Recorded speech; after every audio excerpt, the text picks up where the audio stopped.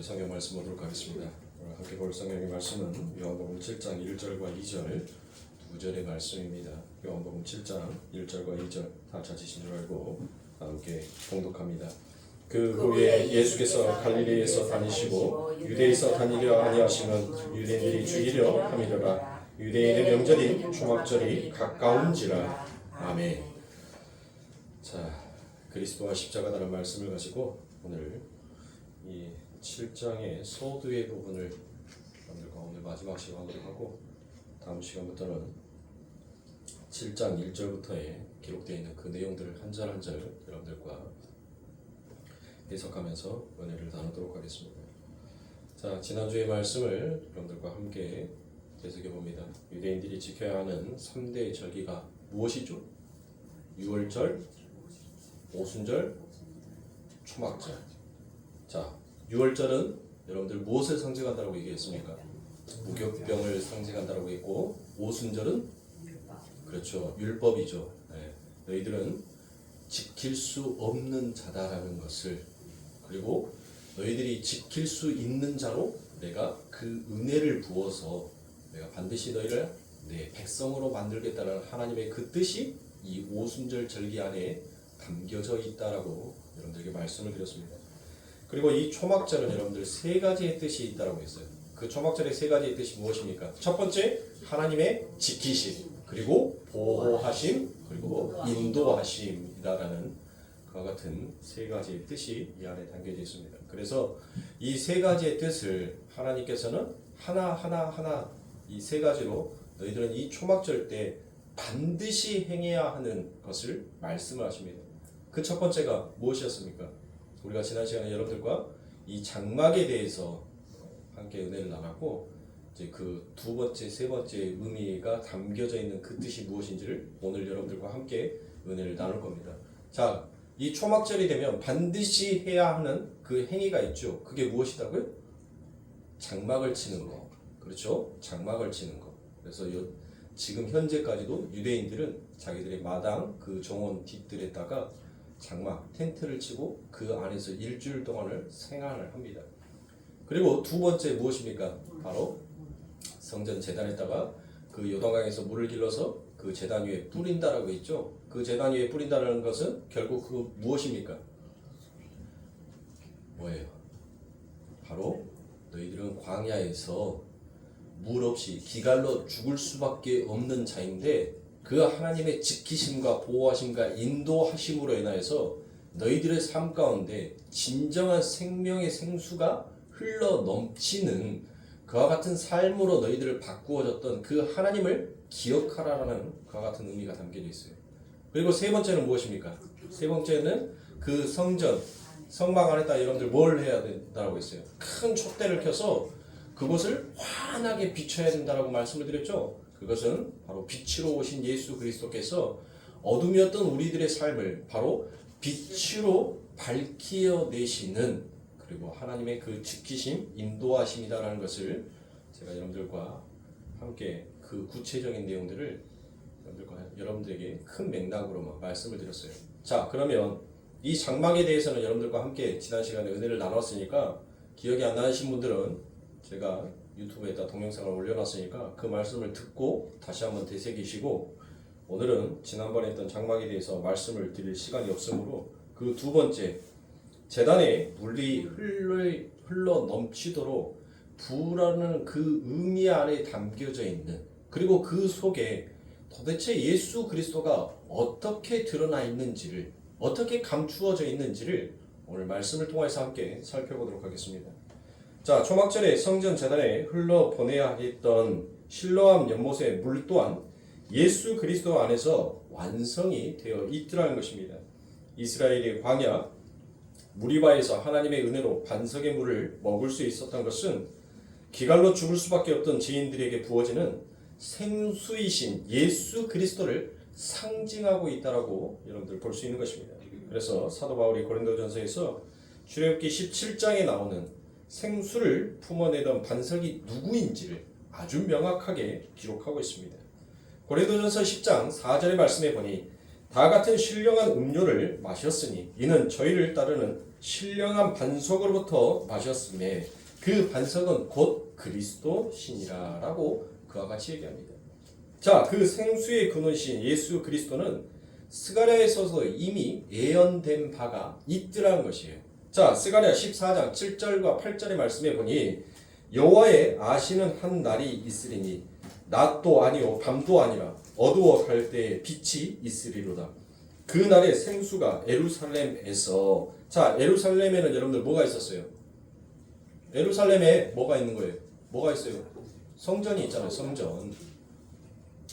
솟아나라 절반은 동해로 절반은 서해로 흐를 것이라 여름에도 겨울에도 그러하리라 라고 이와 같이 얘기합니다. 자, 보세요. 그 성전에 여러분들 계속 뭐가 흘러 넘치는 거예요? 생수, 그 물이 흘러 넘치잖아요. 그렇죠? 자, 에스겔서에도 보면 성전에서 흘러 넘치는 물이 무엇을 상징하고 있는지 조금 더 구체적으로 드러내고 나타납니다. 에스겔 47장 1절과 2절 그리고 8절부터 12절의 말씀을 제가 쭉 연결하여서 읽어드리도록 하겠습니다. 그가 나를 데리고 전문에 이르시니 전에 전문이 동을 향하였는데 그 문지방 밑에서 물이 나와서 동으로 흘러다가 전 우편 재단 남편으로 흘러내리더라. 그가 또 나를 데리고 북문으로 나가서 바깥길로 말미암아 꺾어 동향한 바깥문에 이르시기로 본즉 물이 그 우편에서 스며 나오더라. 그가 내게 이르시되 이 물이 동방으로 향하여 흘러 아라비아로 내려가서 바다에 이르리니 이 흘러내리는 물로 그 바다의 물이 소생함을 얻을지라. 여러분들 보세요. 자, 제가 고린도전서에서는 여러분들 그 물이 무엇이다라고 했어요? 그리스도다라고 얘기했죠. 그리고 그 그리스도다라는 것은 그 생수가 바로 그리스도 예수다라는 것은 이미 스가랴에서부터 여러분들 예언된 말씀이다라는 것을 여러분들에게 방금 제가 스가랴 14장의 말씀을 가지고 읽어드렸죠. 근데 에스겔서에서도 여러분들 계속 물이 흘러요. 그렇죠? 그 물이 흐르는데 그 물이 하는 일이 무엇이라는 거예요? 그 물이 지금 뭘 하고 있어요? 그 물이 살리는 거, 소생하고 있잖아요. 소생. 살리는 일을 그 물이 흐르는 곳마다 여러분들 소생되는 것, 살아나는 일이 계속적으로 일어나고 있더라는 것이에요. 그렇죠? 자, 9절에 이 강물이 이르는 곳마다 번성하는 모든 생물이 살고 또 고기가 심히 마르니 이 물이 흘러들어가므로 바닷물이 소생함을 얻겠고 이 강이 이르는 각처의 모든 것이 살 것이며 또 이 강가에 어부가 설 것이니 엔게디에서부터 에네글라임까지 그물 치는 곳이 될 것이라. 그 고기가 각각 종류를 따라 큰 바다의 고기와 같이 심히 많으려니와 그 진펄과 갯벌은 소생되지 못하고 소금 땅이 될 것이며 강 좌우가에는 각종 먹을 실과 나무가 자라서 그 잎이 시들지 아니하며 실과가 끊이지 아니하고 달마다 새 실과를 맺으리니 그 물이 송소로 말미암아 나옴이라. 그 실과는 먹을 만하고 그 잎사귀는 약재료가 되니라 라고 그와 같이 해요. 여러분들 잘 보시면 성전에서 흘러넘쳐서 그 흘러넘치는 물이 결국 만물을 소생시키는 그와 같은 일을 하더라는 것이에요. 그러니까 바로 고린도전서에서 말씀하셨던 그 예수가 흘러가는 쪽에는 무슨 일이 일어나더라는 거예요? 그래요. 살리는 것은 영이니라고 얘기하잖아요. 죽이는 것은 육이라고 얘기를 하잖아요. 그러니까 예수 그리스도는 영이라는 거예요. 그 살리는 영이 계속 그가 흘러가는 곳에는 죽어있는 곳에 소생함이 일어나는 그 일들이 있게 되어 있더라는 것입니다. 그래서 이 물은 예수께서 자신을 가리켜 바로 무엇이다라고 얘기해요. 예수님께서 요한복음 2장에서 자기를 가리켜 내가 곧 하나님의 성전인 것과 라고 그와 같이 말하잖아요. 그러니까 바로 예수 그리스도가 지금 스가랴서와 에스겔서에서 말하는 그 물이 소생케, 그 물이 죽은 것을 살려내게 하는 것이 바로 나다라는 거예요. 나다라는 거. 자, 그러니까 그로부터 흘러나오는 물이 죽어야 할 것들을 살려내는 것을 하고 있더라는 것입니다. 그 이야기를 벌써 선지자들이 이렇게 미리 예언하고 있습니다. 그러니까 여러분들 결국 반석도 예수요, 성전도 예수요, 그 생수의 물도 결국 예수라는 것을 지금 이야기하고 있는 것이에요. 그래서 출애굽기의 반석도 예수인 것이고 여기 이 선지자들이 성전 또한 예수 그리스도임을 그 안에 감추인 비밀처럼 감추어 놓았다는 것입니다. 그래서 우리가 공부하고 있는 이 초막절을 배경으로 하고 있는 이 요한복음 7장에서도 주님이 목마른 자들아 내게로 와서 마셔라 라고 그와 같이 공공연히 자신이 바로 초막절의 완성자이심을 드러내고 나타내시더란 것입니다. 그래서 이 7장의 소도가 초막절로 시작이 되더란 것이에요. 자, 초막절에는 반드시 성전에 물을 뿌려 제단에서 물이 흘러 넘쳐야 된다는 것입니다. 그래서 요한복음 7장 37절부터 39절의 말씀에 보니 명절 끝날 곧 큰 날에 예수께서 서서 외쳐 가라사대 누구든지 목마르거든 내게로 와서 마시라. 나를 믿는 자는 성경의 이름과 같이 그 배에서 생수의 강이 흘러나리라 하시니 이는 그를 믿는 자의 받을 성령을 가리켜 말씀하신 것이라 라고 그와 같이 얘기합니다. 그런데 여러분들 보세요. 예수께서 아직 영광을 받지 못하신 거로 성령이 아직 저희에게 계시지 아니하였다라는 것이에요. 그러니까 이 말은 뭔 말이에요? 아직 예수 그리스도께서 십자가에 죽으시기 이전이기 때문에 아직 이 일이 너희들의 그 배 안에서 생수의 강이 흘러 넘치게 되게끔 내가 그 일을 하러 온 사람이다라는 것을 지금 그들에게 선포하고 있는 겁니다. 나는 그 일을 하러 왔다는 거예요. 너희들이 원하는 이 세상에 떡을 줄러 온 자가 아니라 너희 삶 가운데 기갈로 죽을 수밖에 없었던 너희들의 삶 가운데 생명의 생수가 너희들의 배 안에서 가득 넘쳐서 너희들을 적실고 너희들의 삶 가운데 모든 것들을 풍요롭게 만들 수 있는 사람은 오직 나 하나밖에 없다는 것을 얘기하는 거예요. 그러니까 유대인들은 지금 무슨 열심을 내고 있었어요? 초막절이니까 여러분들 그 하나님께서 명령했던 그 명령의 율법만 지키고 있었다는 거예요. 그 명령 안에 담겨져 있는 참된 뜻은 그들이 헤아리지 못하고 그저 뭐만 지키고 있었어요? 율법의 형식만 지키고 있더라고요. 형식만. 자, 초막절에 열심히 부지런히 물을 떠다가 그 성전에다가 여러분들 계속 물을 부었단 말이에요. 그러면서 그 물을 부으면서 여러분들 뭐가 있었겠어요? 그 유대인들 안에. 나는 뭐 지켰다? 나는 하나님의 법을 지킨 자다. 나는 의로운 자다. 그러니까 오늘날로 말하면 뭐예요? 오늘날로 말하면 여러분들 수요 예배, 금요 예배, 주일날 예배 그거 참석하면 나는 대단한 그리스도인인 것처럼 여기는 자들을 향하여서 지금 오늘 이 시대에 하나님의 경고의 말씀인 거예요. 지금 유대인들에게만 해당되어 있는 말씀이 아닌 겁니다.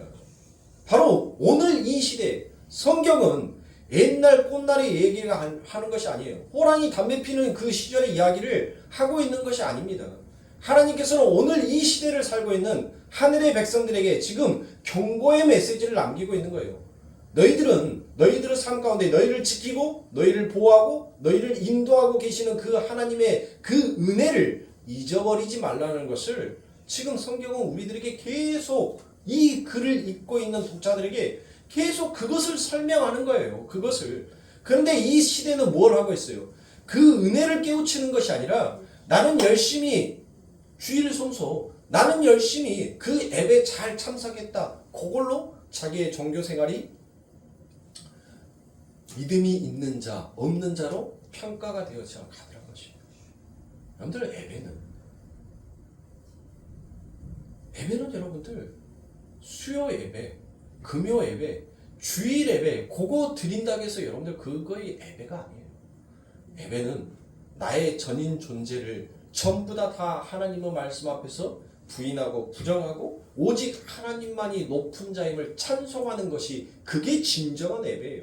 그러니까 백날 첫날 수요 예배, 금요 예배, 새벽기도, 주일 예배 참석해봤자 그 마음에 두 마음을 품고 있으면 그는 하나님을 예배하는 자가 아니라 자신을 예배하고 있는 자예요. 겉모습은 열심히 예배 드린 척 믿음이 있는 척 보일런지는 모르겠지만 하나님은 그 속내를 다 알고 계신단 말이에요. 너희의 믿음 없음을 알고 계신 것이죠. 그래서 우리 주님께서 뭐라고 얘기하십니까? 내가 다시 오실 날에 너희의 믿음을 보겠느냐는 거예요. 그러니까 너희들 그 형식 나는 안 본다는 거예요. 너희가 얼마나 너희의 그 처음의 자리를 알고 있는지, 그것을 얼마나 내게 진실되게 고백하는지 난 그 고백만 보겠다는 거예요. 그 고백만. 그래서 우리 예수님께서 뭐라 말씀하시는 겁니까? 야, 너희들 그 율법의 행위로 너희들 자랑 삼지 말고 나를 마셔. 나를 마셔야지만이 너희가 살 수 있다라는 것을, 그것을 가르쳐 지금 예수님께서 말씀하고 계시는 것입니다. 그런데 지금까지 말씀드렸던 이 모든 내용이 바로 계시록에 가니까 여러분들 지금 스가랴의 말씀 읽었죠? 에스겔의 말씀 읽었죠? 그리고 우리가 함께 볼 요한복음의 말씀도 함께 읽었어요. 근데 이 세 개의 말씀이 아주 명쾌하게 깨끗하게 딱 정리되어 있는 것이 바로 요한계시록 22장에 기록이 되어 있다는 것이에요. 자, 요한계시록 22장 1절과 2절입니다.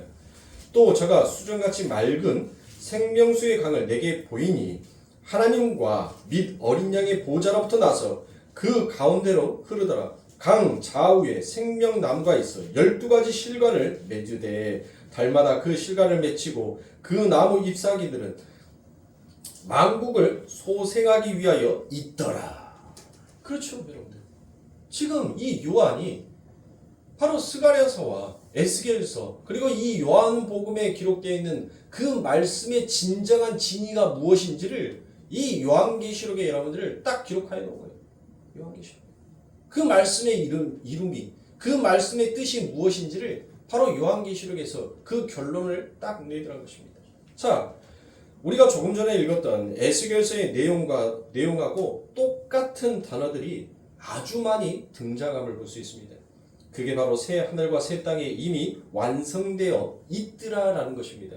예수 그리스도에 의해서 생수의 근원이신 예수에 의해 완성되어지는 천국의 현실, 그것을 벌써 구약에서부터 미리 예표하고 있더라는 것입니다. 초막절의 성전을 밝히던 촛불 또한 예수 그리스도 안에서 완성이 되어 있습니다. 출애굽기 광야에서 이스라엘을 밝히고 인도하던 불기둥은 하나님의 보호하심과 인도하심의 상징이지 않습니까? 그 불의 정체 또한 선지자에 의해서 이미 예표되어 있는 말씀이라는 것이에요. 그러니까 그들을 낮에는 그들이 더우니까 하나님께서 구름 기둥으로, 밤에는 그들이 추우니까 불 기둥으로 인도했다? 여러분들, 낮에는 구름 기둥, 밤에는 불 기둥, 그게 아니에요. 낮과 밤을 나누는 그런 말이 아니에요. 너희들의 삶 가운데 바로 뭐예요? 야곱에게 여러분들 하나님께서 약속을 하시죠.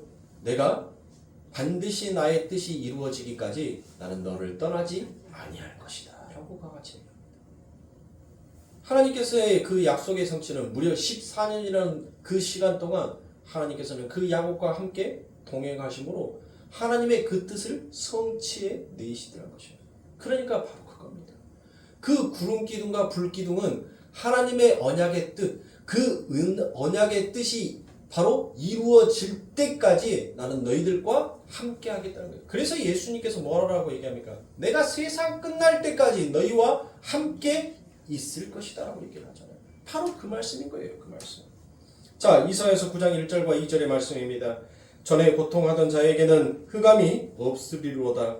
옛적에는 여호와께서 스볼론 땅과 납달리 땅으로 멸시를 당케 하셨더니 후에는 해변길과 요단 저평 이방의 갈릴리를 영화롭게 하셨느니라. 흑암에 행하던 백성이 그 빛을 보고 사망의 그늘질 땅에 거하던 자에게 빛이 비추도다라고 그와 같이 얘기합니다.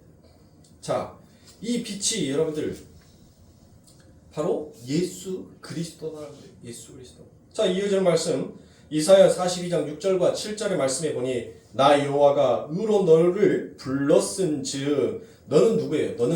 너는 예수예요. 예수. 하나님의 종, 여호와의 종. 내가 내 손을 잡아 너를 보호하며 너를 세워 백성의 언약과 이방의 빛이 되게 하리니 내가 소경의 눈을 밝히며 갇힌 자를 옥에서 이끌어내며 흑암에 처한 자를 간에서 나오게 하리라 라고 이와 같이 얘기합니다.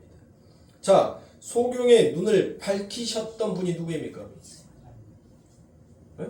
예수님이잖아요. 예수님이 그 소경의 눈을 밝혔잖아요. 그렇죠. 자, 그래서 주님은 초막절의 성전 가운데 촛불 앞에서 자신을 가리켜서 내가 바로 빛이다 라고 그와 같이 얘기합니다. 바로 요한복음 8장 12절에 보면 예수께서 또 이르시되 나는 세상의 빛이니 나를 따르는 자는 어둠에 다니지 아니하고 생명의 빛을 얻으리라 라고 이와 같이 얘기합니다. 그리고 9장에서는 그러한 생명의 빛으로서 날 때부터 소경된 자를 고치는 사건이 그곳에 기록이 되어 있는 거예요. 그러니까 그 빛이 결국 어둠에게 비춰지자 그 어둠이 물러가고 그들이 바로 그 빛 앞에서 무엇하게 되는 것? 소생케 되어지는 일이 일어나게 되더라는 것입니다. 그래서 실제로 구약에 예언된 그 일을 빛으로서 예수 그리스도께서 이 땅에서 행하실 것입니다. 그게 바로 구원이다라는 것을 당신의 백성들에게 설명하고 보여준 것이라는 거예요. 그러니까 초막절에 촛불이 활활 켜있는 성전에서 밤낮으로 켜둬야 되었던 것이 바로 그 안에 담겨져 있는 예수 그리스도의 참된 빛이다라는 그 상징적 의미를 가지고 있는 것입니다. 그래서 저희들은 지금 이 촛불 켜놓고 너희들이 할 일을 가지고 너희들이 지금 너희의 의를 근거로 너희들이 자라가고 있지만 결국 너희들은 빛이 아니라는 거예요. 너희의 행위는 빛이 될 수 없다는 것을 하나님께서는 지금 무엇하는 겁니까? 내가 빛이다는 거예요. 그러니까 여러분들 무엇했어요? 그들은 열심히 하나님의 율법을 지켰단 말이에요. 그래서 그들 스스로 여러분들 무엇했어요? 뿌듯함을 느꼈어요. 의를 느꼈단 말이에요. 그리고 하지 아니하는 사람들을 향하여서 여러분들 무엇함이 있었어요? 정죄함이 있었어요. 야, 나는 적어도 이렇게 했는데, 나는 적어도 이 정도쯤은 되는데, 그런 어떤 그들만의 성과 틀을 만들어놨단 말이에요. 근데 예수님께서 그곳에 여러분들 무엇을 합니까? 그들을 오히려 칭찬해 주는 것이 아니었어요. 여러분들 그들을 향해서 예수님께서 무엇을 얘기합니까? 너희의 율법 행위, 그것은 빛이 될 수 없다는 것이에요. 오직 너희들이 빛이 될 수 있는 것은 바로 나를 바라보는 거, 나를 믿는 거, 나를 마시는 거, 나를 먹는 거, 그거 외에는 너희들은 빛이 될 수 없음을 하나님께서는 폭로하신 것입니다. 그러니까 오늘날 보세요. 오늘날 어느 교회에 있어도 여러분들 목사들이 그런 말 잘 안 해요. 왜요? 그런 말 하면 뭐하니까? 성도들 떨어질까봐. 그러니까 여러분들이 아무리 수요 예배 드리고 새벽기도 드리고 금요 예배 드리고 주일날 예배 드리고 뭐하고 해도 그 행위로서는 여러분들 스스로가 빛이 될 수 없다는 것이에요. 그렇다고 해서 또 여러분들 마음속에서 아 그래? 그러면 주일날 한 번만 꼴깡 예배도 드려도 되겠지라고 생각하시는 사람들이 있을 거예요. 우리 지금 이 자리에 앉아 계시는 사람들 말고 이 방송을 듣고 있는 사람들 분명히 있을 거란 말이에요. 그 사람들이 뭐예요? 그러면 저는 그 사람들한테 딱 말할 거예요. 뭐 달라고 아침 점심 저녁 세 끼 다 챙겨서 먹어. 일주일에 한 번만 밥 뽕깍 먹고 똥 한 번 뽕깍 싸면은 얼마나 편해. 아니 일주일 동안 쩔쩔 굶고 그냥 귀찮은데 뭐 한다라고 밥 세 끼 차리고 치우고 장 보고 그거 얼마나 시간 많이 뺏기냔 말이에요. 예? 아 하나님의 말씀은 오늘 무엇을 마실까 무엇을 먹을까 무엇을 입을까 걱정하지 말고 근심하지 말라는데 우리들의 삶 가운데서는 여러분들 그게 돼요? 안 돼요. 죽어도 안 돼요. 오늘은 뭘 먹을까? 오늘은 뭔 반찬을 만들어야 될까? 오늘은 뭔 찌개를 끓여야 될까? 날마다 고민해요. 날마다 근심한단 말이에요. 예? 그거는 하나님의 은혜가 무엇인지 전혀 깨닫지 못하는 자들이 그와 같은 악당 같은 소리를 하는 거예요. 악당 같은 소리. 진짜 하나님을 사모한다면 여러분들 뭐 하는 거예요? 진짜 하나님을 사모한다면 여러분들 꼭 예배가 정하여 있지 아니하더라도 하나님을 만나는 것을 오히려 즐겨 할 줄 알아야 돼요. 그가 하늘을 사모하는 자지. 네? 누가 하늘을 사모하는 자입니까? 그런데 꼭 악당들이 있다니까요. 제가 이렇게 말하면 그거를 자신들의 율법의 편리함으로 바꾸어서 재해석해서 열심히 해봤자 하나님이 인정도 안 해주는데 뭐 한다고 열심히 하냐? 그냥 하나님의 은혜만 깨달으면 되지. 그렇게 악당 같은 말을 해요. 그러면 하나님의 은혜를 깨닫고 일주일을 사냐? 아유, 짓불도. 그나마 수요 예배 만들어 놓고, 그나마 주일 예배 만들어 놓고, 그나마 새벽 기도 만들어 놓고 나니까 괜히 그거 예배 안 드리면 죄책감이라도 느낄 수 있게끔 해놓는 거지. 만약에 주일 예배 하나만 꼴깡 있어 보세요. 어느 누가 여러분들 일주일 내내 하나님 생각하고 살 것 같으세요? 천만의 말씀 만만의 공덕이에요. 입에다가 침 발라서 거짓말 하더라도 그 속내는 숨길 수가 없는 겁니다. 그게 인간의 죄악된 본성인 거예요. 지금 예수님께서는 그 초막절에 담겨져 있는 세 번째 그 성전에 불을 켜라라는 그 의미 속에서 지금 그 유대인들을 향해서 말하고 있는 것이에요. 너희들 아무리 그 성전에 불을 밝히고 있어도 그 불이 꺼질까봐 너희들 늘 그것을 지키고 보고 꺼지는 그 불 위에다가 너희들이 열심히 성령으로 불 갖다 붙여봐도 그것이 너희들이 밝은 빛이다라고 말할 수 없다는 것입니다. 하나님의 은혜를 깨달은 것이에요. 그래서 너희들 그것으로 자라가고 있는데 이 빛이 바로 나다라고 이야기합니다. 초막절하고 성전하고 예수님이 하신 말씀입니다. 이렇게 연결이 되니까 여러분들 낙담이 되십니까? 전혀 낙담하실 필요가 없습니다. 요한계시록 21장 22절과 23절의 말씀해 보니 성 안에 성전을 내가 보지 못하였으니 이는 주 하나님 곧 전능하신 이와 및 어린 양이 그 성전이심이라. 그 성은 해나 달의 비침이 쓸데없으니 이는 하나님의 영광이 비추고 어린 양이 그 등이 되심이라 라고 그와 같이 얘기합니다. 또 요한계시록 22장 5절에서 다시 밤이었겠고 등불과 햇빛이 쓸데없으니 이는 주 하나님이 저희에게 빛이심이라. 저희가 세세토록 왕노를 하리로다 라고 이와 같이 얘기합니다. 자, 이렇게 초막절은 예수 그리스도에 의해서 예수 그리스도 안에서 완성되는 하나님의 나라의 그 상징적인 의미를 담고 있는 절기인 것입니다. 뿐만 아니라 이 초막절은 창세기 1장에서부터 이미 그림자처럼 그려져 있는 말씀이기도 합니다.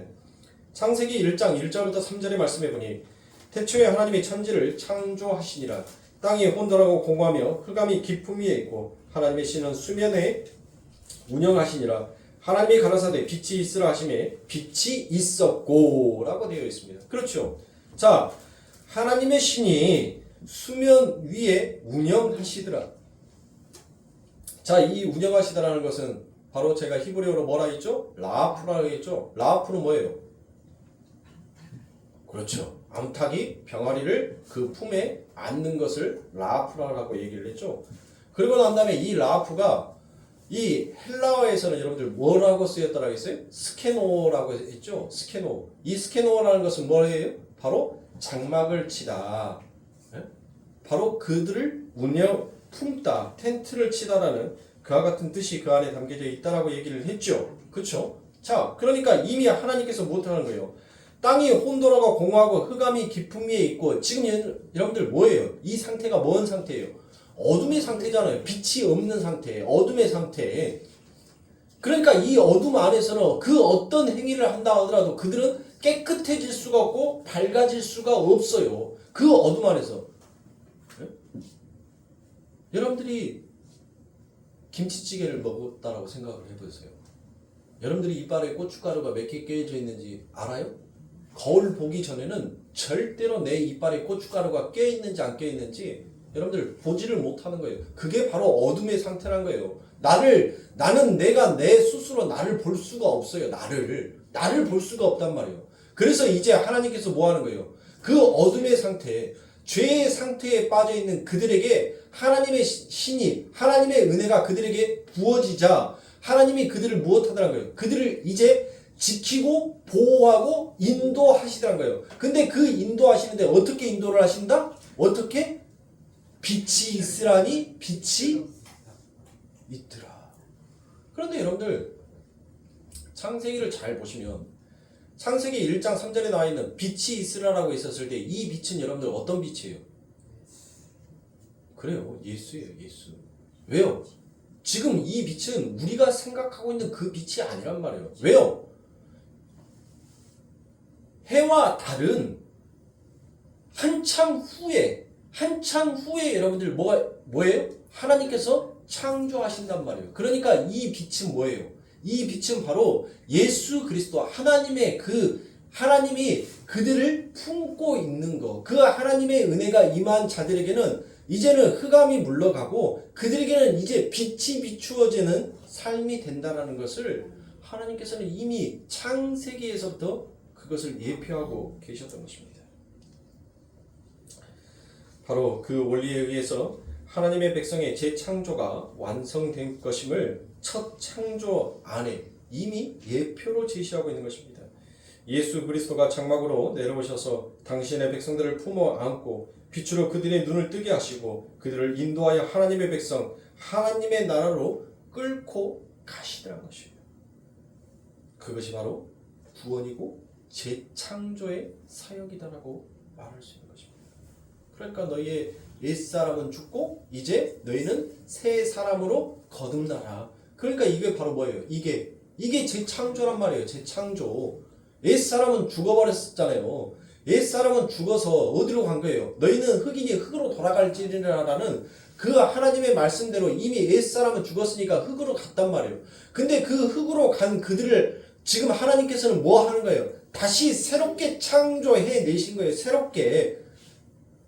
바로 근데 그 창조해 내심이 어디에서 창조해심이에요? 이 땅은 여러분들이 이미 저주받았잖아요. 땅은 하나님께서 이미 땅을 저주하셨단 말이에요. 그러면 새롭게 태어난 사람은 여러분들 어디에요? 새 하늘과 새 땅에서 그 새 하늘과 새 땅에 하나님의 은혜에서 그들이 새롭게 빚어지고 새롭게 만들어졌다는 것이에요. 그것을 바로 구원이다라고 하는 거고 그 일을 바로 예수 그리스도께서 하셨다는 것입니다. 그것을. 그래서 창세기 1장에서는 창세기가 여러분들 그래서 중요한 거예요. 성경의 그 시작 안에는 하나님의 그 엄청난 뜻이 그 안에 다 담겨져 있는 거예요. 그 뜻이. 그래서 제가 우리 거룩교회를 설립하고 제일 먼저 여러분들과 함께 나누었던 그 성경의 이야기가 창세기였던 것입니다. 제가 그 오랜 시간 동안 여러분들 그렇게 여러분들에게 창세기의 말씀을 1장부터 50장까지 여러분들 강의하고 설교했던 그 이유가 바로 그 안에 담겨져 있는 거예요. 그 안에. 그러니까 기본을 모르면, 기초를 모르면 여러분들 성경의 말씀은 점점 여러분들 뭐 하는 거예요? 꼬여가기 시작하는 거예요. 꼬여가기 시작하는 거예요.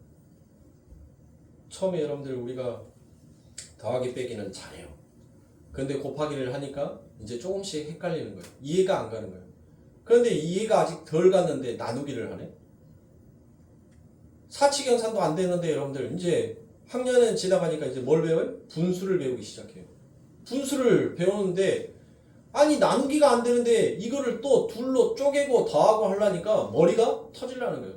근데 이제 가면 갈수록 더 가관이네. 이제 함수가 나오기 시작하는 거예요.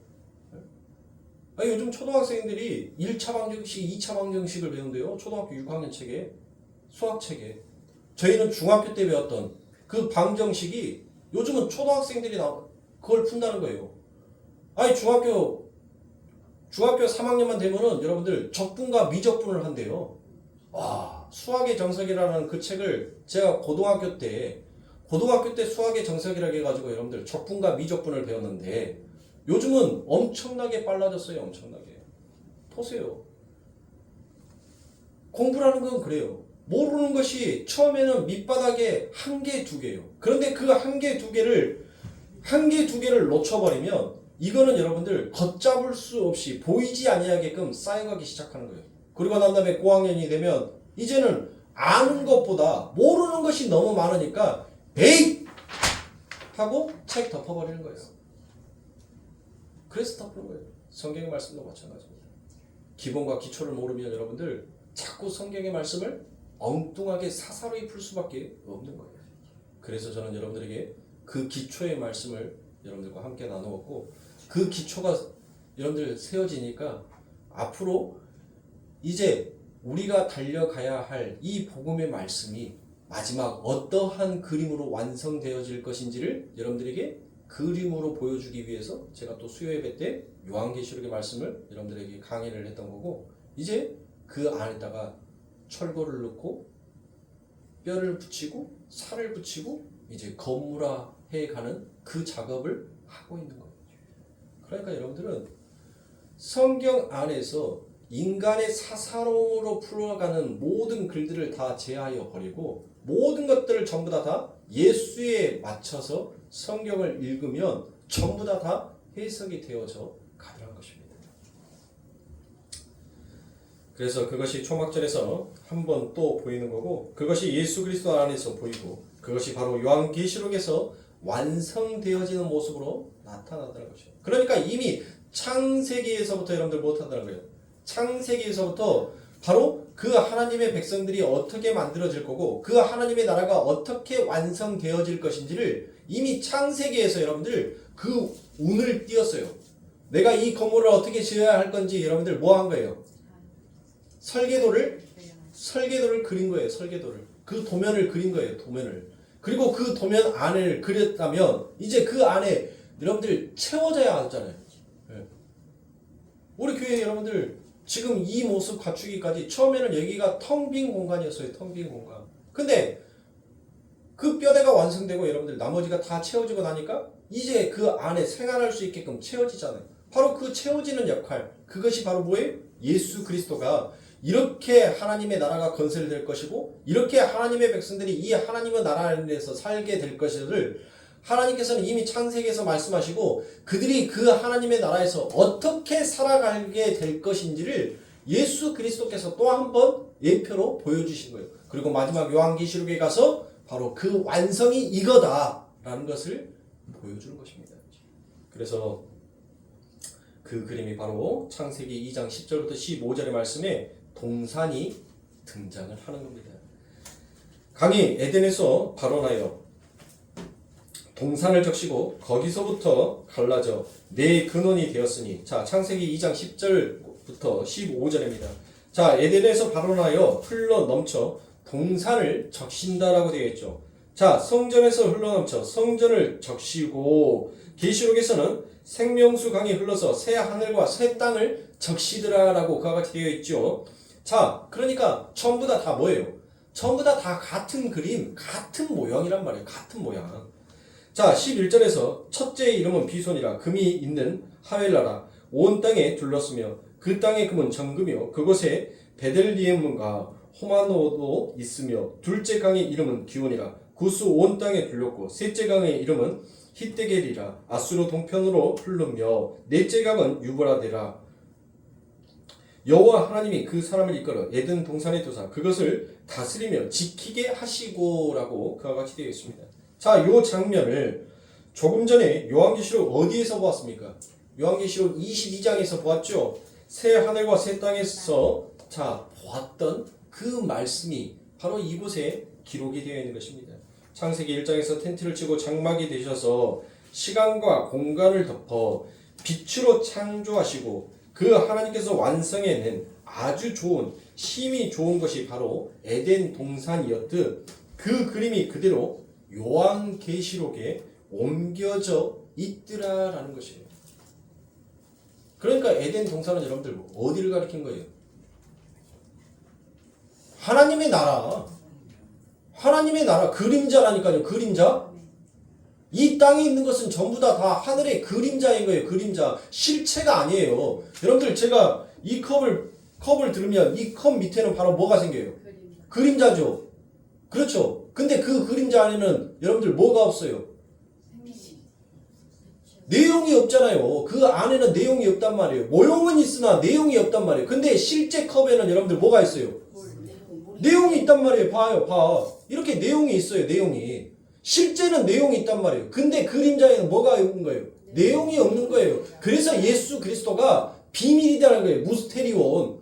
이 땅에 눈을 가지고 있는 사람들은 그 내용 없는 그림자를 보고 있으니까 그 그림자가 진짜 담고 있는 실체가 무엇인지를 알아요? 몰라요? 몰라요. 몰라. 오직 하나님의 성령의 은혜가 부어진 자, 하나님의 선택받은 자만 그것이 그림자이고 그 그림자의 실체 안에는 바로 하나님의 아들 예수 그리스도가 담겨져 있다는 것을 알더라는 것이에요. 그래서 그들이 신령한 것, 하늘의 것을 사모하더라라고 이야기하는 것입니다. 그러니까 첫 창조는 하나님이 이렇게 잘 만들어 놓았는데 여러분들 인간들이 망쳐버린 바람에 하나님이 이거 파토 내고 내가 다시 새롭게 만들자. 그래서 만들어진 것이 바로 요한계시록이다. 그게 아니란 말이야. 그게. 그러면 하나님은 전능하신 하나님이 아니죠. 어떻게 신이 실수를 합니까? 인간이 실수할 것을 여러분들, 인간이 그것을 파괴할 것을, 인간이 그것을 망치게 할 것을 여러분들 몰랐겠어요? 어른이 아이를 키울 때 여러분들 무엇합니까? 분명히 저 물건이 저곳에 있으면 그 아이가 다칠 거라는 것을 알면 여러분들 어른은 뭐예요? 그 아이가 다칠 만한 물건들을 전부 다 아이가 닿지 아니하는 곳에 다 치워버리죠. 다 치워버린단 말이에요. 왜요? 어른은 뭐 하는 거예요? 아니까. 하물며 지혜의 근본이신 그 하나님께서 인간이 그것을 망칠 것이다라는 것을 하나님께서는 모르고 여러분들 그 동산의 중앙에 보암직하고 먹음직한 그것도 그 열매가 어떤 것인지 뚜렷하게 성경에서는 밝히면서 여러분들 기록해 놨겠냐고요. 왜 생명나무에는 그 생명나무 과실은 어떤 과실인지 설명도 없어요. 근데 유독 선악과를 아는 나무의 열매만 상세하게 그 열매에 대해서 기록이 되어 있단 말이에요. 그건 말이 안 되는 소리예요. 하나님께서는 모든 것을 다 알고 계셨던 것입니다. 그래서 하나님은 바로 그거예요. 이 구속에 들어가가 그리고 하나님의 너희들을 지키시고 인도하시고 보호하심이 무엇인지를 하나님께서는 이 땅에 당신의 백성들에게 그것을 가르치고 싶은 그냥 하나의 교재본으로 사용하셨던 것입니다. 하나님께서 실수해서 이렇게 이 지구가 멸망으로 치닫는 것이 아니라 하나님은 이 지구가 아직도 멸망하지 아니하고 지금 끝까지 버티고 있는 것은 바로 보이지 아니하는 그 하나님의 지키심과 보호하심과 인도하심이 자기의 백성들에게 향한 그 하나님의 언약의 신실하심을 하나님께서는 드러내고 계시는 거예요. 그러면 하나님의 언약은 뭐예요? 하나님의 언약. 지겹도록 제가 여러분들에게 말씀드렸죠. 하나님의 언약은 다른 것이 없어요. 나는 너의 하나님이 될 것이고 너희는 내 백성이 될 것이다. 이거예요. 언약을 여러분들 여러 가지를 얘기하는데 여러 가지 다 필요 없다니까요. 하나님은 이 말씀 안에서만 움직이셔요. 이 언약 안에서만 나는 너의 하나님이 될 것이고 너희는 내 백성이 될 것이다라는 이 하나님의 말, 이 하나님의 선포, 이 선포가 여러분들 하나님의 언약이에요. 이것을 지금도 하나님께서는 지키고 계신단 말이에요. 그러니까 사랑하는 성도님들,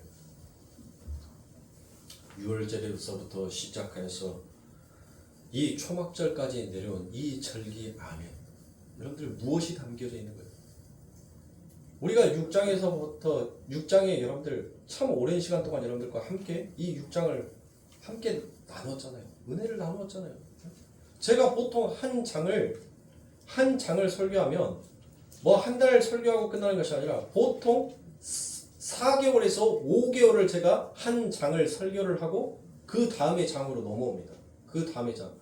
뭐 길게는 제가 한 장을 6개월 정도, 7개월 정도 설교를 하고 넘어갈 때도 있어요. 6월절.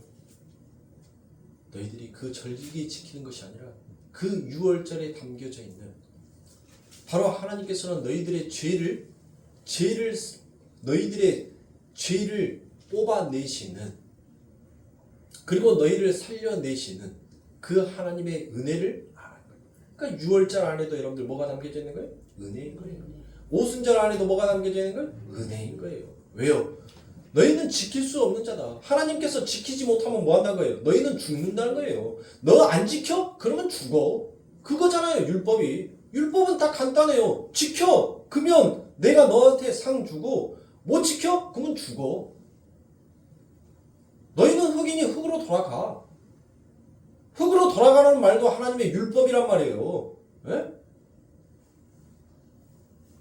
근데 여러분들, 저와 여러분들이 하나님의 율법을 지금 지키고 있나요? 우리는 죽어 마땅한 자예요. 오늘 죽어도 우리는 할 말이 없는 자가 바로 우리의 인생이란 말이에요. 근데 우리 안 죽고 살아있잖아요. 안 죽고 살아있잖아요. 왜 살아있는 거예요? 오늘 또 죽어야 할 그들을 향하여서 바로 우리 예수 그리스도께서 당신이 그 죽음을 뭐 하는 거예요? 그 죽음을 당신이 삼켜버리고 우리들에게 뭐를 주신 거예요? 뭐를? 희년이라는 그 은혜, 자유종으로 여러분들 그렇게 만들어준 거란 말이에요. 그러니까 율법은 우리를 더 이상 무거운 짐으로 누를 수가 있어요, 없어요? 없는 거예요. 우리는 이제 사망의 종이 아니에요. 우리는 은혜의 종이 되었단 말이에요.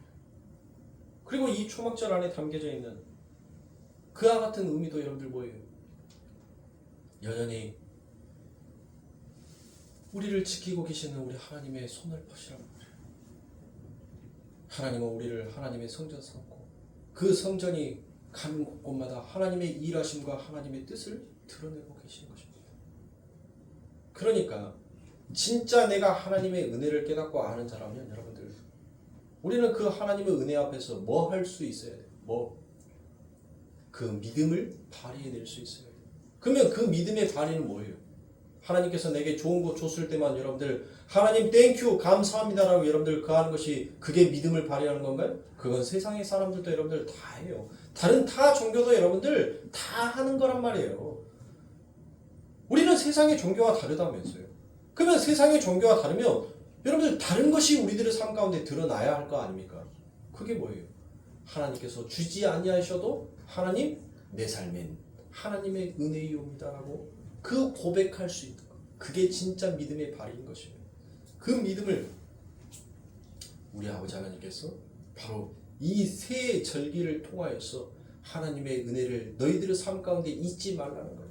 지금 너희들에게 주어지지 아니하고 너희들에게 부어지지 아니하였다라고 그렇게 배은망덕하게 생각하지 말고 늘 너희를 이곳까지 인도하신 그 하나님의 은혜가 무엇인지를 너희는 기억하라는 거예요. 너희는 이미 뭐 했다는 거예요? 너희는 이미 애굽에서 그 하나님께서 하나님의 장중이 그 하나님의 진이 그 하나님의 날개가 너희를 보호하지 아니하였다면 너희는 이미 그 홍해의 강물에 빠져서 죽든지 애굽의 병사들에게 너희들은 찔려서 죽든지 너희는 어차피 죽을 수밖에 없는 자라는 거예요. 그런데 하나님이 뭐 하십니까? 그 홍해의 강을 마치 암탉이 두 날개를 펼쳐서 자기의 병아리들을 그 품에 안는 모습처럼 하나님께서는 그 홍해를 하나님의 날개 삼아서 벌리시더란 거예요. 그리고 그들을 하나님의 옷자락 안으로 전부 다 보호하고 계시다는 것입니다.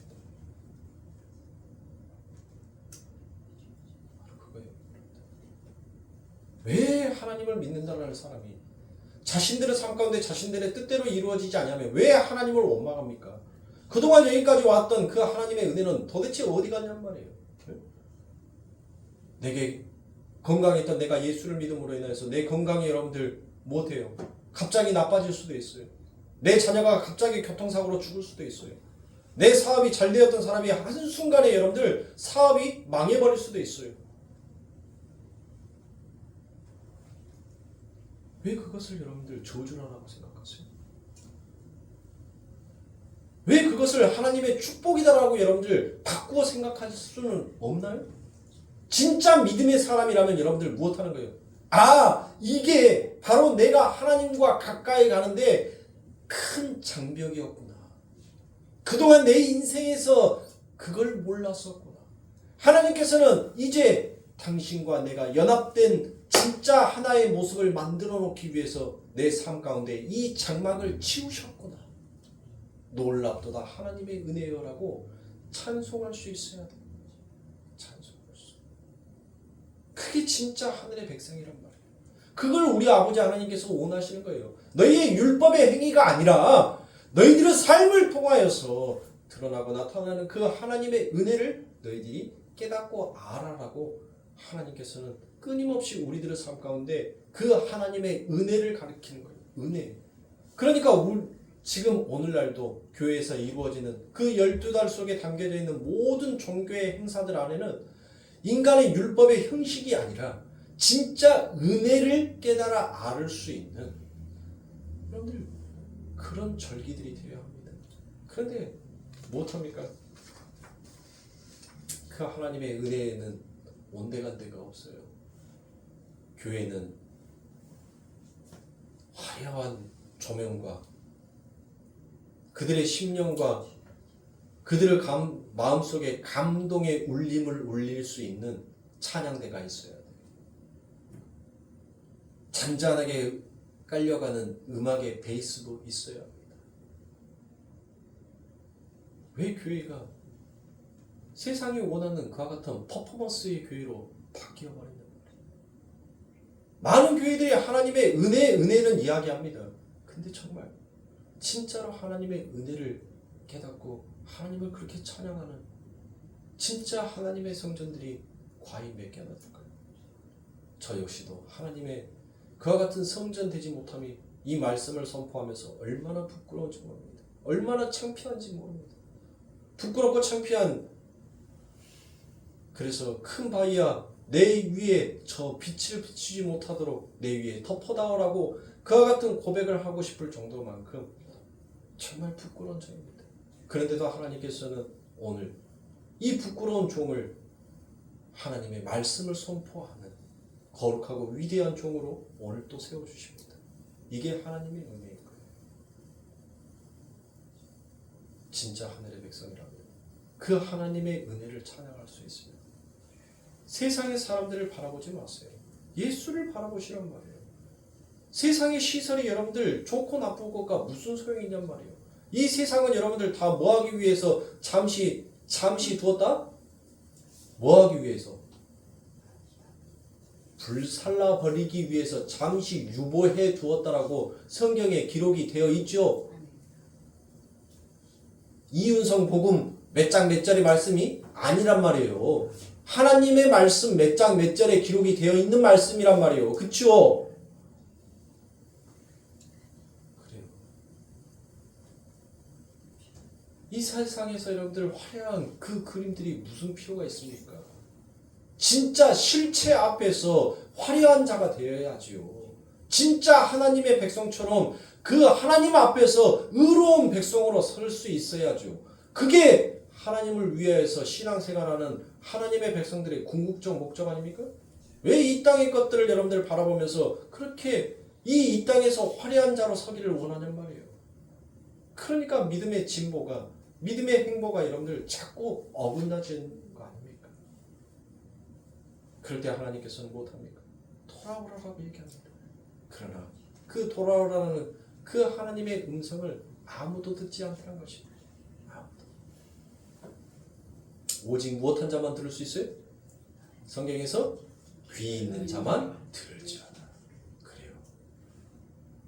하나님의 은혜가 무엇인지 깊이 자신의 삶 가운데에서 묵상하고 죄인 중에 괴수였던 나에게 하나님 오늘도 이처럼 하나님의 은혜를 베풀어 주시니 하나님 참으로 놀랍고도 감사합니다라고 진짜 그 하나님의 은혜 앞에서 감사하고 감동할 줄 아는 자만 바로 그들에게만 내 자녀야 어서 돌아오라 어서 그곳에서 나오라라는 그 하나님의 음성이 들리는 거예요.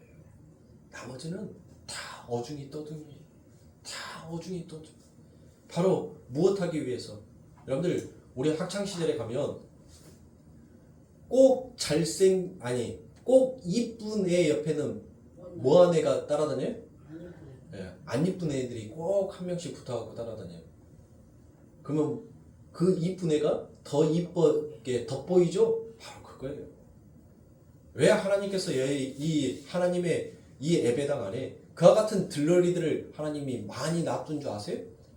바로 하나님의 의의 옷을 입은 그들이 더 빛나게 보이게 하기 위해서 그들이 더 높이 보이게 하기 위해서 그들이 더 아름다운 자다라고 하나님께서는 그들의 삶 가운데 드러내고 싶었어. 그래서 못난 이들을 그 주변에 많이 두는 거예요. 못난 이가 많이 있어야지 여러분들 뭐 하는 거예요? 이쁜 사람들이 더 이쁘게 돋보일 거 아닙니까? 그거예요. 그런데 세상의 사람들은 예수 그리스도의 의의 옷을 입은 자를 마치 추녀 취급하더라고요. 못생긴 사람 취급하더라고요. 그래서 뭐합니까? 쳐다도 안 보는 거예요. 그들이 말하는 것을 듣지도 않는 거예요. 그러나 하나님 앞에서는 그들이 가장 아름다운 하늘의 신부들이라는 것을 사랑하는 성도들 잊지 마시고 여러분들의 삶 가운데 여러분들의 뜻이 이루어지기만을 바라지 마세요. 나의 뜻이 더디 이루어지더라도 하나님의 뜻이 내 삶 가운데 먼저 속히 이루어지기를 하나님 나는 간절히 소망합니다라는 그 믿음을 하나님 앞에서 늘 발휘할 수 있어야 합니다. 여러분들이 구하고 두드리고 찾을 때 그 하나님은 여러분들에게 그 믿음을 선물하여 주실 것입니다. 그 믿음의 행보대로 하나님 앞에서 아름다운 신부, 의로운 신부, 빛나는 신부로 자라나는 우리 성도님들이 되시길 주님의 이름으로 축원합니다. 기도하겠습니다.